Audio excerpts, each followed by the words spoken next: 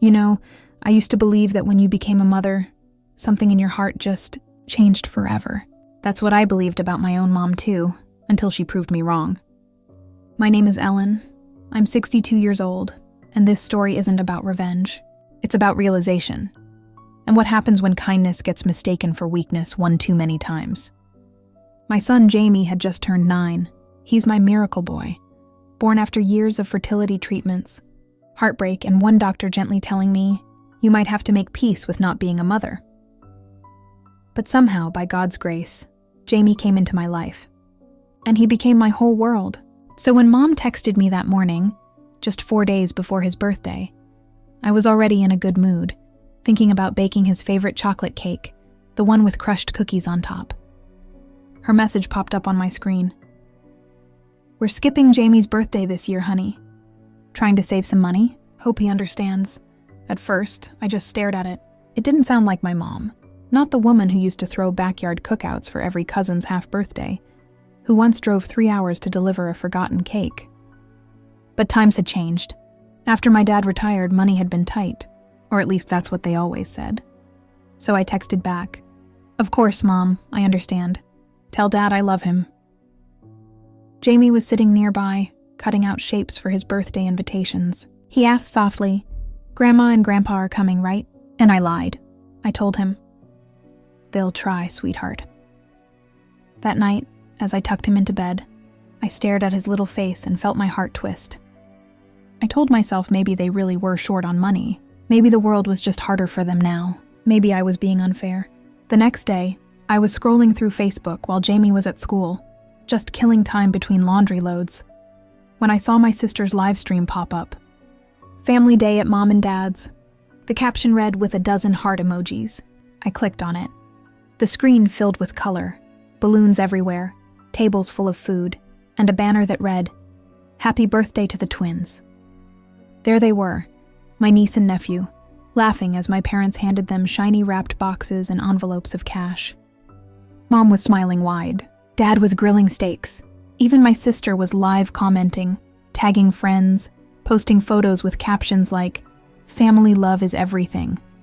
I just sat there, my phone in my hand, my coffee going cold. "Trying to save money," she said. "Skipping birthdays," she said. But there it was, a full-blown party, all for my sister's kids. It wasn't about money. It was about priorities. When Jamie came home from school, he ran up to me, waving a crumpled paper in his hand. "Mom, my teacher said I can bring cupcakes for my birthday tomorrow. Can we make them together tonight?" I smiled, but it felt forced. "Of course we can," I said. We baked, laughed, and he told me about a girl named Sarah who said he was funny but weird. And for a while, I forgot. I forgot about that live stream, about the betrayal sitting heavy in my chest. But the next evening, as Jamie scrolled through my phone to look at old family pictures, he saw the notification still sitting there. Mom and Dad's live stream, family birthday party. He clicked it before I could stop him. The sound of laughter filled the room again, and this time it broke something. He watched quietly for a few seconds. Then, in the smallest voice, he said, "Guess they forgot me again." There are moments as a mother when your heart doesn't just break. It shatters, silently, so your child doesn't have to hear it. I pulled him close and said, "No, sweetheart. They didn't forget you. Some people just forget how to love properly." That night, after he went to bed, I sat at the kitchen table, staring at my laptop. The same laptop I used every month to pay my parents' bills, their utilities, their mortgage gap, even their car insurance. Because after Dad's retirement, I'd quietly taken on those responsibilities. It was never discussed, never publicized, just something a daughter did out of love. But love, I realized that night, doesn't mean letting people use you. I opened the banking app. There it was. The automatic transfer I'd set up every first of the month. Mortgage support, $200. Utility coverage, $480. Car insurance, $210. My fingers hovered over the keyboard. My heart pounded in my chest, and I whispered to myself, "Guess they forgot who's been saving them all along." With one click, I paused every single payment. Then I closed my laptop, took a deep breath, and whispered, "Happy birthday, Jamie." This year, Mama's giving herself a gift too.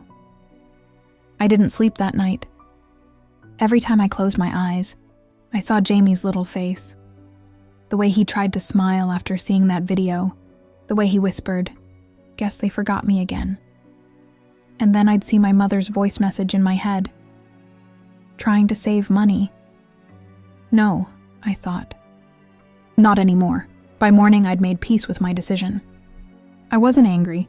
I was done. There's a difference. I brewed coffee, packed Jamie's lunch, kissed his forehead and told him, "Don't let anyone make you feel small today." He smiled, confused, but nodded like he understood something deeper than I said. Around 9 a.m., I was sitting in the living room folding laundry when I heard banging on my front door. Not knocking, banging, like someone trying to break it down. I opened it and there stood Dad, red-faced, breathing heavy, still in his old flannel jacket. "Ellen, what the hell did you do?" I blinked. "Good morning to you too, Dad." He waved his phone in my face. "Your mother just got off the phone with the mortgage company. They said the payment didn't go through. Did you forget something?" I looked him dead in the eye and said calmly, "No, I didn't forget anything." His eyebrows shot up. "Then what's this nonsense? The bank says you canceled the automatic transfers. You know we rely on that." Your mother was in tears. I stepped aside and gestured toward the couch. "Why don't you sit down, Dad?" "I'm not sitting down," he barked. "You can't just pull funding without warning. That's your responsibility." I felt my chest tighten. "My responsibility?" I repeated softly. "Yes," he snapped. "You've been helping us for years. You know how hard it is for us since I retired. You can't just—" I cut him off, my voice trembling but steady. "Dad, you told me once that family doesn't keep score. But I think you only said that because you were the one always winning." He blinked, confused. What's that supposed to mean? I walked to the counter, picked up my phone, and opened the Livestream video, the one from the day before. I pressed play. The sound of laughter filled the room again. My sister's voice, my mother's laughter, the kids blowing out candles, everyone singing. I turned the screen toward him. "This is what it means," I said. "You told me you couldn't afford to come to your grandson's birthday, but you threw a party for someone else's kids." His mouth opened, then closed again. "That's not fair," he said finally. "It was just something small." "Small?" I said quietly. "There were 50 people there, Dad. You had a balloon arch." He rubbed his temples. "Your mother didn't mean to hurt anyone. You know how she is about appearances. She didn't want your sister's feelings hurt." I just stared at him. "So she chose my son's feelings instead?" He sighed. "You're overreacting, Ellen. Jamie's just a kid. He'll forget." And that was it. That single sentence, "he'll forget." I felt something inside me harden. For years, I had been the one fixing things, paying bills, covering medical costs, babysitting my sister's kids whenever she needed, and every time I told myself, it's okay, it's family. But that morning, standing in front of my father, the man who taught me what love was supposed to mean, I realized he'd only ever meant it one way. So I said, "You're right, Dad. He will forget, but I won't." He looked stunned. "You can't just cut us off like this. We're your parents." I nodded. "And I've been a good daughter. I've helped when I could. But love doesn't mean paying for disrespect. It's not my job to fund the people who hurt my child." He pointed a finger at me, voice rising. "You're being cruel." "Cruel?" I echoed. "Cruel is making a 9-year-old feel invisible." We stood there for a long time, neither speaking. Finally, he muttered, "Your mother will never forgive you." And I said quietly, "Then maybe she'll understand how it feels." He stormed out without another word, slamming the door so hard the picture frames rattled on the wall. I stood there shaking, hands trembling, not from fear, but release. Because for the first time in years, I wasn't being the peacekeeper. I was being the protector. That afternoon, I picked Jamie up from school and we went for ice cream. He told me about his math test, about how Sarah said she liked his cupcakes. And then he said, "Mom, when Grandma and Grandpa come next time, can I ask them why they didn't come to my party?" I took a breath and said, "You can, sweetheart, but they might not come for a while." He thought for a moment and said, "That's okay. We have our own party, right?" I smiled. Yes, baby, we do. He grinned, mouth full of chocolate ice cream, and said, Good. I like our kind of party better anyway. That night, I checked my messages. Dozens of missed calls. One from Mom, one from Dad, 2 from my sister, all with the same message. You're tearing this family apart, Ellen. But I didn't respond. Because maybe, just maybe, it was time to let the pieces fall, so I could rebuild them my way. 3 days passed. 3 days of silence, except for the hum of my phone, lighting up with messages I didn't open. Then, on the 4th morning, it rang again. It was my sister. I almost didn't answer, but something in me, maybe curiosity, maybe old habit, pressed accept. Ellen, she said, her voice sharp but trembling. You can't just do this. Mom's been crying for days. Dad's blood pressure's through the roof. You're making everything worse. I kept my tone calm. Am I? Yes, she snapped. You know they depend on that money. It's cruel to take it away all of a sudden. I let out a quiet breath. Cruel as telling your grandson you're too broke for his birthday, then live streaming a party the same day. Silence. Then she said, Oh, for heaven's sake, you're still hung up on that? Hung up? I repeated softly. My son cried himself to sleep. You think I'm hung up? I think I'm finally awake. Ellen, don't turn this into drama, she sighed. You know how Mom is. She didn't mean to hurt anyone. You're overreacting. There it was. That word again. Overreacting. It was their favorite word whenever I dared to have feelings. I almost hung up, but then I said, You know, Rachel, I've been thinking. You've never had to worry about money, have you? Not really. What's that supposed to mean? Oh, nothing, I said casually. Just that Mom told me last year your mortgage was behind. Then suddenly Dad's savings took a little dip. She said they were helping you out. I didn't question it at the time. A long pause. Then softly she said, That was none of your business. It became my business, I said. The day I realized the money I send every month might not have been keeping the lights on for Mom and Dad. It might have been keeping your house from foreclosure. Her voice cracked. That's not true, isn't it? I said. Because the math doesn't add up. I checked. Dad's pension and my transfers covered more than their bills. So where did it go? Rachel didn't answer. I could hear her breathing quicken. Finally, she said, You have no idea how much pressure I'm under. You don't have a husband anymore. You don't understand. There it was. The dagger slipped in smooth. I understand enough, I said, voice steady. You think because I'm alone I'm easy to guilt. You think I won't fight back because you've all trained me not to. Ellen, stop twisting things. We're family. Yes, I said. And family shouldn't take advantage of each other. She scoffed. You always loved playing the martyr, didn't you? I laughed, not bitterly, but almost sadly. Maybe I did, but the show's over now. She went quiet again. Then, in a smaller voice, she said, Mom said if you don't fix this, she won't come to Christmas. I almost smiled. Then maybe I'll finally have a peaceful one. Ellen? No, I interrupted softly. You don't get to guilt me this time. Tell Mom and Dad I wish them well, but if they want to talk, it won't be about money. It'll be about respect. She sighed, then muttered, You've changed. I hope so, I said. I needed to. I hung up. That night I couldn't sleep again, but not from guilt. From relief. For the first time in years, my phone was quiet. No new emergency transfers, no last minute, can you help? Messages, just peace. Jamie crawled into bed with me halfway through the night. Mom, he whispered, am I in trouble? Because you're sad. I wrapped my arms around him. No, sweetheart. Mommy's not sad. Mommy's changing. He nodded sleepily. Like when caterpillars turn into butterflies? I smiled into his hair. Exactly like that. The next day, I received a letter in the mail. It wasn't from a friend. It was from the bank. And what I read made my stomach drop, and my anger rise all over again.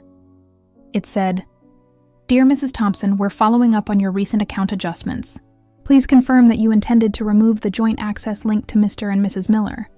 My parents had joint access to my account, not to receive funds, but to transfer them. That meant they'd been using my help like their own wallet. And the worst part? The joint access was added 2 years ago by my sister's husband, who worked at the same branch. I sat down hard. They hadn't just used me.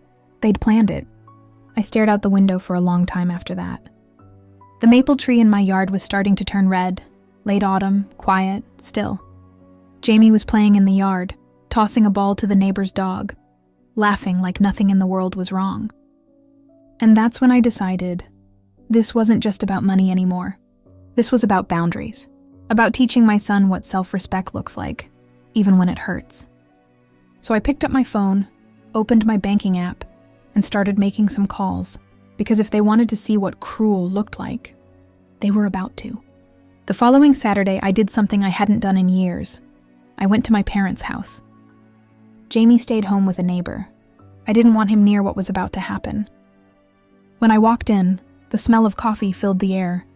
Dad was in his recliner reading the paper. Mom sat on the couch, phone in hand. My sister Rachel was there too, pretending to look surprised. "Ellen," Mom said coldly, "you finally decided to show up." "I did," I replied. "Thought it was time we had a real conversation." Dad folded his paper slowly. "We've been worried sick. What's this nonsense with the bank? The manager called me, said you froze access." I looked at them both.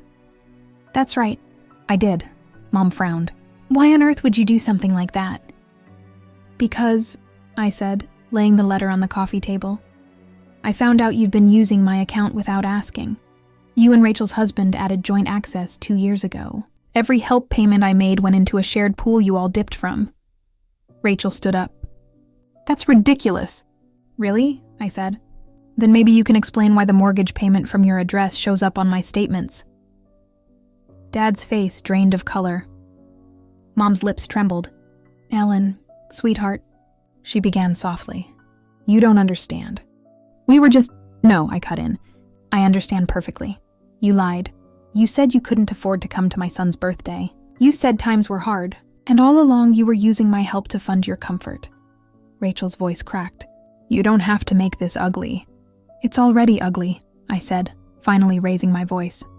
"I sent that money out of love, not to be mocked, not to be tricked, and certainly not to be made to feel like the outsider in my own family." Mom's eyes filled with tears. "You've always been too emotional. Stop calling it emotional," I snapped. "Call it what it is, honest." There was silence, the kind that fills a room when truth finally finds its voice.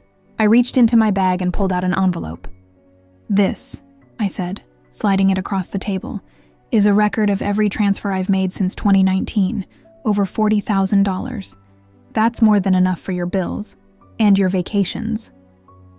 Mom looked down at it, speechless. I continued, "Starting today, I'm done. No more payments, no more quiet forgiveness. If you ever need something, you can ask me, honestly. But I won't be your invisible ATM anymore." Dad tried to stand, but his voice shook. "You're being unreasonable, Ellen." I looked him straight in the eye. "No, Dad, I'm being free." For a moment, no one moved. Then, from the kitchen doorway, someone spoke. It was Jamie. He'd come in quietly, clutching the small card his grandfather had given him last Christmas. The one with no message, just a $10 bill. "Grandpa," he said softly, "you said we couldn't afford a party. But why did you buy Aunt Rachel's kids all those presents?" Mom covered her mouth. Dad's eyes glistened. Rachel looked away. And in that single question, from an 8-year-old boy, the truth hung heavier than anything I could have said. Dad sat down again, suddenly smaller than I'd ever seen him. I made mistakes," he whispered. "Yes," I said quietly. "We all did." We stood there for a long time, in that heavy silence. And then I picked up Jamie's hand. "Come on, sweetheart," I said gently. "We're going home." As I turned to leave, Mom's voice broke behind me. "Ellen, please, don't cut us out completely." I paused at the doorway. "I'm not cutting you out, Mom," I said without looking back. "I'm just—" finally closing the account. Then I walked out, not angry, not crying, just done. That night, while Jamie slept, I sat on the porch watching the stars. For the first time in years, I felt peace. No phone calls, no guilt, no begging for understanding, just quiet. Jamie stirred inside, murmuring something in his sleep. I smiled. He'd grow up seeing his mother stand her ground, not out of spite, but out of strength. Because forgiveness doesn't mean forgetting, and love doesn't mean letting yourself be used.